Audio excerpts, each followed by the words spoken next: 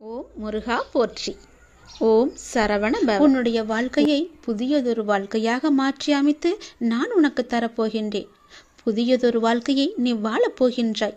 உனக்காகவே நான் அதை உருவாக்கியிருக்கின்றேன். அதில் உன்னை வழிநடத்தி செல்பவனும் நானே. தடை ஏதுமில்லை உனக்கு. உன்னை வழிநடத்தி சென்று கொண்டிருப்பவன் நான் தான் என்பதை நம்பி முன்னேறி கொண்டே இரு. தயங்காமல் நீ முன்னேற வேண்டும். அப்போதுதான் நான் உனக்கான சரியான பாதையை அமைத்து தர முடியும்.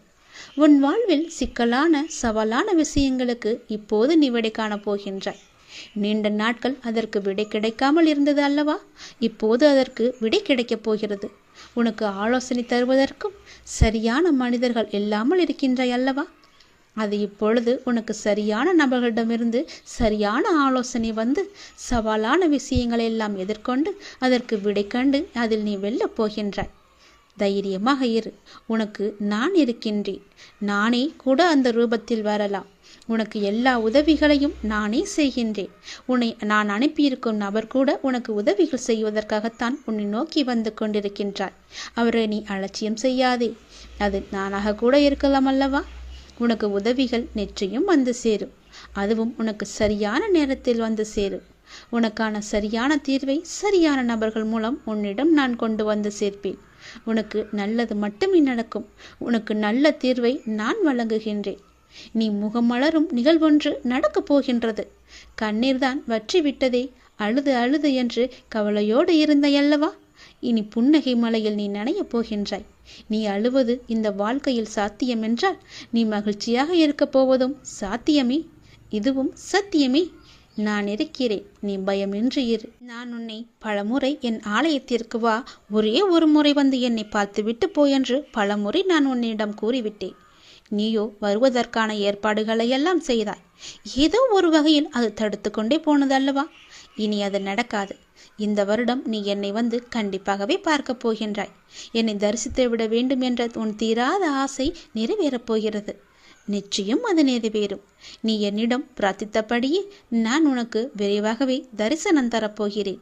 நீயே என்னை வந்து கண் குளிர பார்க்கப் போகின்றாய். நின்று நிதானமாக பார்த்து கண்ணீர் விட்டு கதறப் போகின்றாய்.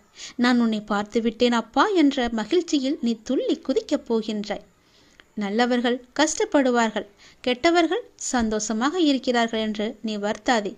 எல்லாம் கர்ம வினையே காரணம். உன் கர்மாக்கள் எல்லாம் முடிந்து விட்டன. அதனால்தான் இந்த வருடம் நீ என்னை காண வரப்போகின்றாய். கர்மாவே இத்தனை நாட்கள் உன்னை வரவிடாமல் தடுத்து நிறுத்தியது. அதனால் எல்லா கர்மாக்களையும் சென்ற வருடத்தோடு நான் உனக்கு முடித்து விட்டேன். இனி உன் வாழ்வில் நல்லது மட்டுமே நடக்கப் போகின்றது. அதற்கான சிறந்த அறிகுறியாக நீ என்னை வந்து தரிசிக்கப் போகிறாய். நான் உனக்கு ஆசிகள் வழங்கப் போகிறேன். என் அன்பும் ஆசியும் ஆசீர்வாதம் எப்பொழுதுமே உனக்கு இருக்கப் போகிறது. நிலையான வருமானத்தை நான் உனக்கு தரப்போகின்றேன். தகுந்த வெகுமதிகளை நான் உனக்கு அள்ளி அள்ளி தரப்போகின்றேன். எல்லாவற்றிற்கும் காலம் வரும்போது அந்த கடவுள் உனக்கு பதில் சொல்வார் என்று சொன்னேன் அல்லவா? அது இதுதான். நான் சொன்னால் பழிக்கும், என்னுடைய வாக்கு பழிக்கும் என்று பல பேர் சொல்லியிருப்பார்கள். கேட்டிருக்கிறீர்களா? அது எப்படி அவர்கள் சொன்னால் பழிக்கும் என்று தானே கேட்கிறீர்கள்? இந்த நான் சொல்லும் எல்லாமே அவர்களிடம் இருந்தால் அவர்கள் சொல் நிச்சயமாகவே பழிக்கும். அது என்ன? நான் சொன்னால் பழிக்கும், என் வாக்கு பழிக்கும் என்று தங்களை பற்றி சிலர் சொல்லிக்கொண்டே இருப்பார்கள். அது என் விஷயத்திலும் உண்மையாக நடக்கிறது. யாரையும் வஞ்சிக்காத ஒருவன், கடவுள் மீது அதிக நம்பிக்கையுள்ள ஒருவன் மனதார சொல்லும் எந்த வார்த்தைக்குமே உயிர் இருக்கிறது. அந்த உயிர் தன் சக்தியை காட்டிவிடுகிறது. ஆத்திரத்தில் சொல்லும் வார்த்தைகள் மட்டுமின்றி இயற்கையாக வந்து விழும் வார்த்தைகளுமே பழுத்து விடுகின்றன. எல்லாவற்றிற்கும் காரணம் தெய்வ, அதாவது குரு நம்பிக்கைதான் காரணம். குருவின் மீது முழுமையாகவே நம்பிக்கை வைத்திருப்பவன், குரு மீது முழுமையான பக்தி வைத்திருப்பவன், அசைக்க முடியாத நம்பிக்கை, சொல்லப்போனால் முழுமையான குரு மீதான அடிமை என்று கூட சொல்லலாம். அவர்கள்தான், அவர்கள் சொல்லும் வார்த்தைகள்தான் பழிக்கும். ஏனென்றால் அவர்களுக்குள்ளே அந்த கடவுளே உயிராக இருக்கிறார். அவர்களுக்குள் இருந்து சொல்லும் வார்த்தைகள் எல்லாமே கடவுளுடைய சொல். அவர்கள் சொன்னால் நிச்சயமாகவே பழிக்கும். சில பேர் சொல்லிக் கொண்டே இருப்பார்கள், நான் சொன்னால் பழிக்கும், நான் சொன்னால் நடந்துவிடும் என்று. அவர்களுக்கு நான் சொன்ன இந்த அத்தனை நம்பிக்கையும் அத்தனை அறிகுறிகளும் இருக்கிறதா என்று பாருங்கள். சில பேர் ஏமாற்று பேர் வழிகளாக கூட இருக்கலாம். அவர்களை நம்பக்கூடாது. நிச்சயம் நடக்கும். நம்பிக்கைதான் காரணம். நம்பிக்கை மட்டும்தான் அவரை அந்த வழியில் செல்ல வைக்கிறது, அந்த வார்த்தையை பலிக்க வைக்கிறது. சவால் என்ற வார்த்தைக்குள்ளேதான் வாசல் என்ற வார்த்தை மறைந்திருக்கிறது. அது உனக்கு தெரியுமா? நீ யாரிடம் வேண்டுமானாலும் சவால் விட்டுக்கொள். அதிலிருந்து தான் உனக்கான வாசல் திறக்கும். நீ எதிர்கொள்ளும் சவால்களை தான் வாசலாக உனக்கு திறக்கின்றன. உன்னுடைய எதிர்காலத்தின் வாசல் அங்குதான் இருக்கிறது. தைரியமாக செல். உனக்கான வாசல் எப்பொழுதும் திறந்தே நான் வைத்திருக்கிறேன். நீ எப்போது வேண்டுமானாலும் அதற்குள்ளே நீ வரலாம். உனக்காக நான் அங்கு காத்து கொண்டிருக்கிறேன். நீ தைரியமாக என்னை நோக்கி வா. உனக்கு வேண்டியதை நீயே செய்து கொள். உனக்கு எது தேவையோ அதை நீயே நிவர்த்தி செய்து கொள். உனக்கு வேண்டியத பொருளை நீயே வாங்கிக்கொள். யாரையும் சார்ந்து இருக்காதே. அதற்கு நீ என்ன செய்ய வேண்டுமோ அதற்கான முயற்சியை செய். உனக்குள் நான் இருக்கிறேன். நீ செய்யும் முயற்சிக்கு நான் உதவியும் புரிவேன்.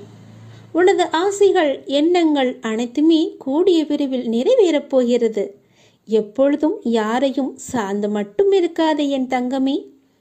உனது வாழ்க்கையில் இக்கட்டான நிலைகளை எல்லாம் பார்த்து முடித்து விட்டாய். இக்கட்டான நிலையில் நீ எடுக்க வேண்டிய முடிவை நீயே முடிவு செய். உன்னுள் இருக்கும் நான் அதற்கு உதவியும் செய்கிறேன். நீயோ அதற்கான தீர்வை தேடி அலைந்து திரிந்து கொண்டிருக்கிறாய். உன்னை சுற்றியுள்ளவர்களெல்லாம் நல்லவர் என்று நீ நம்புகிறாய். உன்னுடைய உறவினர்களையும் சேர்த்துதான் நான் சொல்கிறேன். அதனால் யாரிடமும் போய் அதற்கான தீர்வை தேடி அலையாதே. அவர்களிடம் போய் உன்னுடைய குறைகளை பற்றி சொல்லாதே. அறிவுரையும் கேட்காதே. ஏன் அப்பா என்று கேட்கிறாய். எவர் மீதுமே நீ கோபம் கொள்ளாதே. அதற்கான பதிலை நான் கூடிய விரைவில் உனக்கு நான் சொல்கிறேன். உன் கோபம் மிக கொடியது. உதவி புரிவர்களிடம் மட்டுமல்ல, உன்னை உதாசீனப்படுத்தியவர்களிடமும் நீ எப்போதும் அன்பையே காட்டு. ஏன் அனைவரிடமும் அன்பாகவே பேசிப்பார். நீ வருத்தப்படுவதால் எதுவுமே மாறப்போவது கிடையாது. நம்பிக்கையோடு கம்பீரமாக உன்னுடைய குறிக்கோள் எதுவோ அதை நோக்கி சென்று கொண்டே இரு. உன்னுடைய சொந்த காலில் நிற்பதற்கான முயற்சியை செய். அதற்கு நிச்சயம் என்னுடைய உதவி இருக்கும். அதனால் கவலையற்று இரு. நீ அதை அடைய நான் உனக்கு நிச்சயமாகவே துணை இருப்பேன். இது என்னுடைய சத்திய வாக்கு. என் குழந்தைக்கு நான் கொடுக்கும் வாக்குறுதி. நான் உன் முன்னேதான் சென்று கொண்டு இருப்பேன். எதற்காகவுமே கலங்காதே. அப்பா என்னை தனியாக விட்டுக்கொண்டு முன்னே சென்று கொண்டிருக்கிறாரே என்று பயப்படாதே. நீ செல்லும் பாதையில் நிறையவே முட்கள் இருக்கின்றன. முட்கள் என்பது நிறையவே பிரச்சனைகள். அதைதான் யதார்த்தமாக சொல்கிறேன். நிறையவே பிரச்சனைகள், தடங்கல்கள் எல்லாமே இருக்கின்றன. அவற்றையெல்லாம் களைவதற்காகத்தான் நான் முன்னே சென்று கொண்டிருக்கிறேன். நான் போகிற வழியிலேயே நீயும் வா. நிச்சயமாகவே நான் உன்னை கரை சேர்த்து விடுவேன்.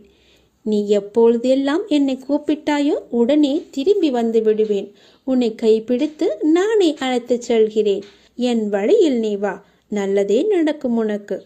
நீங்கள் என் உதவியையும் வழிகாட்டுதலையும் நாடினால் நான் உடனடியாக அதை உங்களுக்கு தருவேன். எப்பொழுது தருவேன் என்று கேட்கிறாயா? நீ என் மீது முழு நம்பிக்கையோடு முழு பக்தியோடு இருக்கும் பட்சத்தில் நான் அதை உங்களுக்கு தருவேன். இந்த உலகில் புதியது எது? எதுவும் இல்லை. இந்த உலகில் பழையது எது? எதுவும் இல்லை. எல்லாம் எப்பொழுது இருந்தது, மேலும் எப்போது இருக்கும். நமது கர்மாவே நமது இன்பத்திற்கும் துக்கத்திற்கும் காரணம். அதனால் உனக்கு என்ன நேர்ந்தாலும் அதை நீ பொறுத்துக்கொள். இறைவனுடன் முழுமையான இணக்கத்துடன் வாழ கற்றுக்கொண்டால் மட்டுமே உங்கள் எதிர்கால வாழ்வு மகிமையடையும். நீ என்னை சரணாகதி அடைந்து பணிந்தால் மட்டுமே என்னால் உனக்கு பலவிதமான நன்மைகளை செய்ய முடியும். எல்லா சந்தர்ப்பங்களிலும் உன்னை அன்போடு அரவணைத்து கொண்டு தான் வருகிறேன். நீதான் அதை பெரிதாக எடுத்துக்கொள்ளவில்லை. உனக்கு அது தெரியவும் இல்லை. என் பிள்ளை, உனக்கு செய்ய வேண்டியதை தக்க சமயத்தில் நான் செய்து கொண்டுதான் இருக்கிறேன். நன்கும் செய்வேன். சற்று நீ பொறுமையாக இரு. என் மீது நம்பிக்கையாக இருக்கும்போது உனக்கான நியாயத்தை நான் செய்யாமல் போவேனா? என் குழந்தைக்கு நான் எப்பொழுதும் தீங்கு செய்ய மாட்டேனே. நீ இழந்த அனைத்தையும் மீண்டும் பெறுவாய். அதற்கு நானே பொறுப்பெடுத்துக் கொள்கிறேன். நீ விரும்புவது தாமதமாவது எல்லாமே எதனால் என்று யோசித்து பார்த்தாயா? நீ முன் ஜென்மத்தில் செய்த கர்மா வினையால் தான். கர்மா இப்போது உன்னை ஆட்டி படைத்துக் கொண்டிருக்கிறது. உன் சந்தோஷத்திற்காக உன் கர்மாக்களை எல்லாமே நான் தட்சணையாக எடுத்துக்கொண்டேன். உனக்கு பல விதத்தில் புண்ணியங்களை நான் உண்டாக்கி கொண்டிருக்கிறேன். என் சொல்படி கேட்டுக்கொள். உன் கர்ம வினைகளை விரைந்து முடிக்கவே நானும் போராடி கொண்டிருக்கிறேன் என்பதை நீ மறந்து விடாதே. அதுவரை நீ கொஞ்சம் அமைதியாக இரு என் தங்கமே. நீ என்னிடம் எதையும் வேண்டினால்தான் நான் செய்வேன் என்று அல்ல.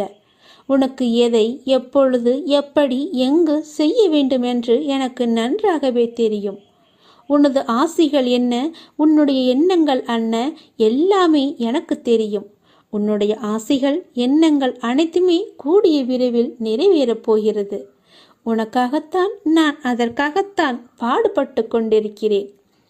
ஆனால் நீயோ உன் மீது அன்பும் அக்கறையும் இல்லாத உன் சுற்றத்தார்கள் சில பேரிடம் போய் இப்படியெல்லாம் அறிவுரை கேட்கிறாய்.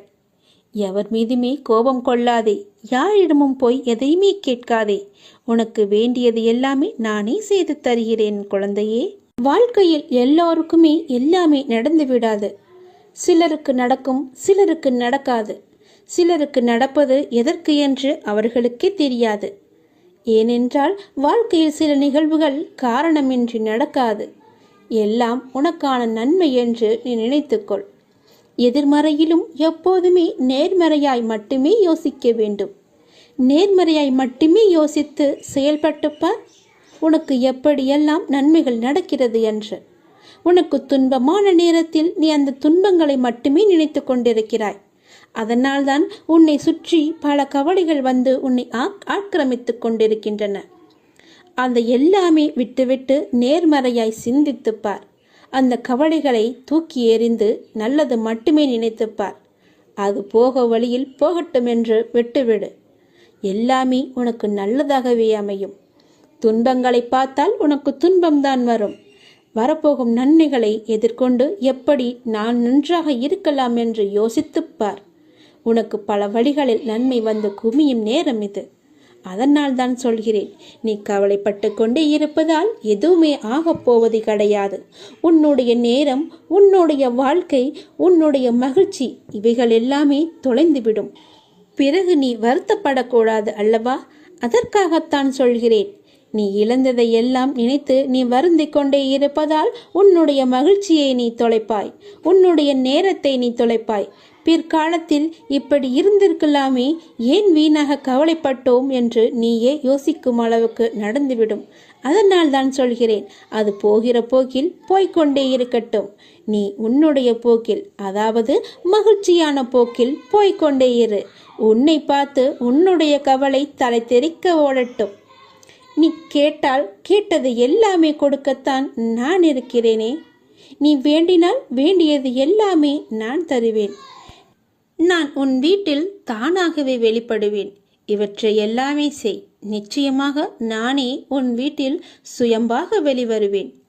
கேட்டல், வேண்டுதல், நினைவு நிறுத்தி கொள்ளுதல், பாதங்களை தஞ்சமடைதல், பூஜை, வணங்குதல், சேவை, நட்பு, தன்னையே இறைவனுக்கு சமர்ப்பித்தல் ஆகியவை பக்தியின் 9 விதங்கள். இவற்றில் ஏதாவது ஒன்றில் நீ பின்பற்றி பார்ப்பார். உன்னுடைய வீட்டில் நான் நிச்சயமாகவே தானாகவே வெளிப்படுவேன். நீயே ஆச்சரியப்படுவாய். எங்கிருந்து அப்பா நீங்கள் வந்தீர்கள் என்று நீயே ஆச்சரியப்படுவாய். நீயே ஆனந்த கண்ணீர் வடிப்பாய். என் அப்பா என்னுடன் வந்து விட்டார் என்று. இவற்றில் ஏதாவது ஒன்றை மட்டும் நீ கடைபிடித்து வா. நிச்சயம் வருவேன். நீ சோர்ந்து போகாதே. தைரியமாக இரு. நான் உன் கூடவே எப்போதுமே இருக்கிறேன். எப்போதும் இருந்து கொண்டும் இருப்பேன். இப்போதே இந்த நொடியே உன்னுடைய வாழ்வில் இருள் நீங்கி பிரம்ம முகூர்த்த நேரம் ஆரம்பமாகிவிட்டது. உன் வாழ்வில் புதிய விடியல் ஆரம்பமாகும் நேரம். உன் கஷ்டங்கள் எல்லாமே முடியும் நேரம். உன் பிரச்சனைகள் எல்லாமே முடிந்து போகும். எல்லா துன்பங்களும் விலகி புத்துணர்வோடு நீ இருக்கப் போகிறாய். அதற்காகத்தான் நான் இந்த ஒளி விளக்கை நான் உனக்கு தரப்போகிறேன். யார் முன்னிலையிலும் உன்னை யார் முன்னிலையிலும் தாழ்ந்து போக விட மாட்டேன். உன்னை நான் வெகு விரைவிலேயே வெற்றி கிரீடத்தால் அலங்கரிக்கப் போகிறேன். உன்னுடைய வீட்டில் எனக்காக ஒரு விளக்கு வாங்கி ஏற்று. ஒளி விளக்காக நான் வந்து அங்கு இருக்கிறேன். உனக்கு ஒரு ஒளி விளக்கை நானே தருகிறேன். அந்த ஒளிச்சுடரின் மூலம் உன் வீடு பிரகாசமாக இருக்கும். விரைவிலேயே உன் வாழ்வு மகிழ்ச்சியாகவே இருக்கும். கலங்காதே, உனக்கான நேரங்கள் எல்லாம் தொலைவில் இல்லை. அது உன்னை தேடி தானாக வந்து கொண்டே இருக்கிறது. பிள்ளைகளின் நலன் விரைவிலேயே சீராகும் என்று ஏற்கனவே சொல்லியிருக்கிறேன். உன் பிள்ளைகளை பற்றியெல்லாம் நீ கவலைப்படாதே. நான் கம்பீரமாக உனது மனதிலும் உனது இல்லத்திலும் வந்து அமர்ந்து விடுவேன். நீ எனக்காக உன் வீட்டில் என்னுடைய படம் போட்ட விளக்கை வாங்கி ஏற்று. உனக்கு நான் இருப்பது கண்கூட தெரிய வரும். அப்படி உனக்கு தெரியவில்லையா? மனதில் நினைத்தாலே போதும். தினமும் என்னை பூஜித்தால்தான் உன்னை நான் நினைப்பேனா என்று கிடையாது. யோசித்துப்பார்.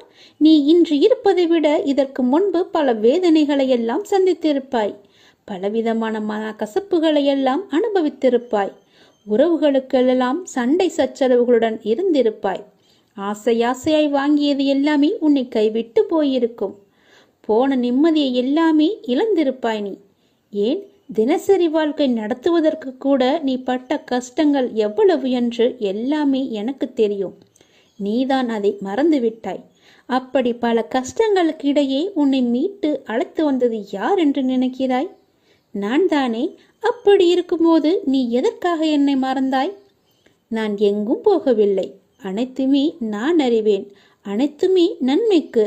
எப்படியே நம்பு. அப்படித்தான் நான் இருக்கிறேன். உன்னை வழி நடத்தி செல்லும் ஆசானாக நான் இருக்கிறேன். அனுதினமும் என்னை பூஜித்தாய். அதனால்தான் நான் உன்னிடத்தில் வந்து சேர்ந்தேன். எப்படி வந்து சேர்ந்தேன் என்று உனக்கே தெரியாது. நீ எனது பொக்கிஷம். நீங்கள் அனைவருமே என்னுடைய குழந்தைகள். எனது அனுமதியின்றி எவரும் உன்னை தொட முடியாது. நான் சொல்வது போல என்னுடைய விளக்கை வாங்கி உன் வீட்டு ஏற்று. ஒளி விளக்காக வருகிறேன். நல்லதுதான் நடக்கும். எப்போது நம் நாவிலிருந்து புறப்படும் வார்த்தைகள் நேர்மறையாக அடுத்தவர் மனதை புண்படுத்தாத போது எல்லாமே நல்லதாகவே நடக்கும். நம்முடைய நாக்குக்கு அப்படி ஒரு சக்தி இருக்கிறது. நம் நாக்கு வன்மையானது. இதனால் நாவின் உதவியோடு உருவாகி வெளிப்படும் வார்த்தை அதைவிட வன்மையானது, மிகவும் கடினமானது. ஒருவர் எதை காத்திட முடியாவிட்டாலும் நாவையாவது அடக்கி காத்திட வேண்டும். இல்லையேல் அவர் சொன்ன சொல்லை அவர் துன்பத்திற்கு காரணமாகிவிடும். நாம் அடக்கத்துடன் இருப்பது அவசியம். புலனடக்கம் என்பது ஐம்புலனுக்கும் உரியதுதான். அவற்றில் மற்றவற்றை காக்கவில்லை என்றாலும் பரவாயில்லை.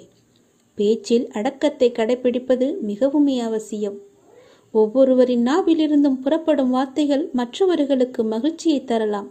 சிலருக்கு மனதை உடைத்தெறியலாம், நம்பிக்கையை உடைத்தெறியலாம், ஆறாத வடுவாய் ஏற்படுத்திவிடும் காயத்தை. ஒருவரை சிந்தித்து வாழ வைக்கலாம், மற்றொருவரை சாக கூட துண்டலாம்.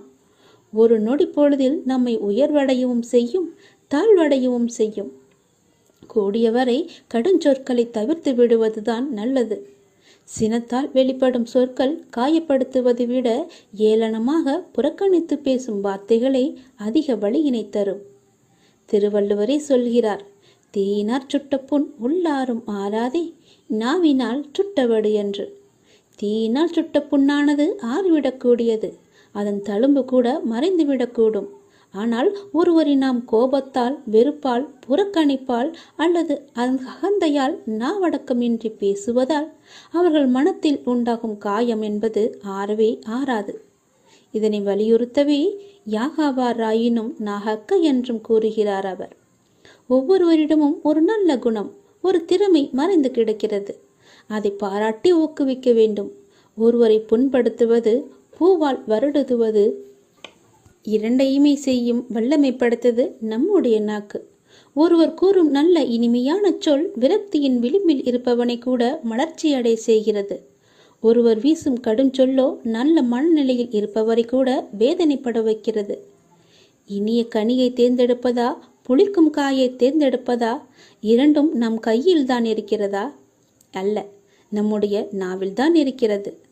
தயவு செய்து மன்னிக்கவும், நன்றி இவற்றையெல்லாம் தாராளமாகவே நாம் பேசும்போது இடையிடையே பயன்படுத்தலாம். அப்படிதான் பேச்சினுடையே பயன்படுத்த வேண்டும். நாம் பேசும் ஒவ்வொரு வார்த்தைக்கும் வலிமை உண்டு. அத்தகைய ஆற்றலும் சக்தியும் வாய்ந்த பேச்சு நம்மிடமிருந்து வெளிப்பட வேண்டும். நமது பேச்சு பிறரை மகிழ்ச்சியுறுவதாகவும் எவ்வகையிலும் பிறரை காயப்படுத்துவதாகவும் அமைய வேண்டும். ஒருவரிடம் பேசும்பொழுது சூழ்நிலைக்கு ஏற்ற வகையில் சிந்தித்து சுயமாக பேச வேண்டும். வாக்கினிலே எளிமை சேர்ந்தால் வாழ்வினிலும் இனிமையே கூடும். பொறுமையை விட மேலான தவமும் இல்லை என்றார்கள். ஏனென்றால் நாம் பேசும்போது பொறுமையாக நிதானித்து பேச வேண்டும். எடுத்த எடுப்பிலேயே பேசிவிட்டு பிறகு போய் துன்பப்படக்கூடாது. பிறகு போய் யோசித்து எந்த ஒரு பிரயோஜனமும் இல்லை. திருப்தியை விட மேலான இன்பமும் இல்லை. இரக்கத்தை விட உயர்ந்த ஒரு அறமும் இல்லை. யாரிடமும் நாம் இரக்கத்தை காட்டினால் நல்ல ஒரு வாழ்வு நமக்கு கிடைக்கும். மன்னித்தலை விட ஆற்றல் மிக்க ஒரு ஆயுதமே கிடையாது. என்னதான் தவறு செய்திருந்தாலும் மன்னித்து பாருங்கள்.